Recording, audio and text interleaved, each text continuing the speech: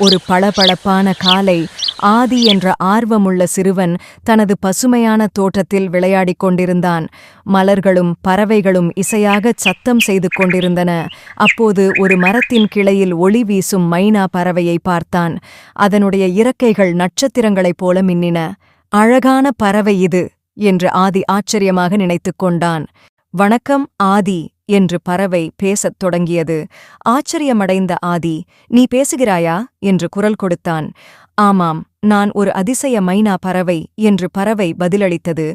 உன்னுடைய ஆர்வம் மிக அழகானது. நான் உன்னை ஒரு அதிசயமான உலகத்துக்கு கூட்டிச் செல்வேன், வருவாயா என்றது. ஆதி மிக மகிழ்ச்சியுடன் தலையசைத்தான்.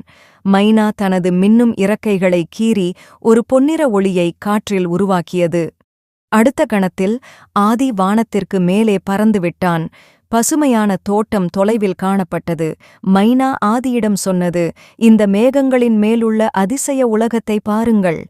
ஆதி ஆச்சரியத்துடன் சூழ்ந்த உலகத்தை பார்த்தான். மின்னும் மலர்களுடன் மிதக்கும் தீவுகள், வண்ண மழைகள் மற்றும் ஆடு, மான்கள் போன்ற மகிழ்ச்சியான விலங்குகள் அங்கு விளையாடின.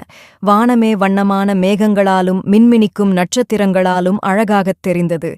இது மிகவும் அதிசயமாக இருக்கிறது என்று ஆதி குதூகலமாக கூவினான். ஒரு வண்ண மழைச்சரிவில் சிறு குழைந்தான் ஆடி விளையாடியபோது மனமகிழ்ந்தான்.